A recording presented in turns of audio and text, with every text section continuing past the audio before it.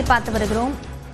அமலாக்கத்துறை விசாரணைக்கு ஆஜராகுமாறு முன்னாள் கிரிக்கெட் வீரர் உத்தப்பாவிற்கு நோட்டீஸ் வழங்கப்பட்டிருக்கிறது. இது தொடர்பான விவரங்களுடன் செய்தியாளர் சுசித்ரா இணைந்திருக்கிறார். சுசித்ரா, விவரங்களை பதிவு செய்யலாம். முன்னாள் கிரிக்கெட் வீரர் ராபின் உத்தப்பாவிற்கு தற்போது அமலாக்கத்துறையின் தரப்பிலிருந்து சம்மன் ஆனது வழங்கப்பட்டுள்ளது. மகாதேவ் பெட்டிங் ஆப்பினுடைய தொடர்பாக விசாரணைக்கு ஆஜராக வேண்டும் என்ற ஒரு தகவலை வலியுறுத்தி இந்த ஒரு சம்மனை ராபின் உத்தப்பாவிற்கு அமலாக்கத்துறையானது அனுப்பியிருக்கிறது.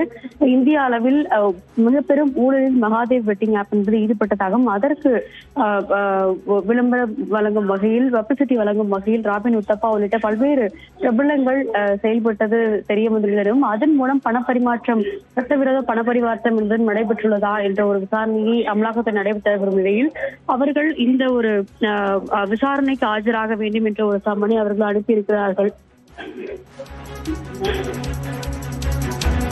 விவரங்களுக்கு நன்றி சுஜிதா.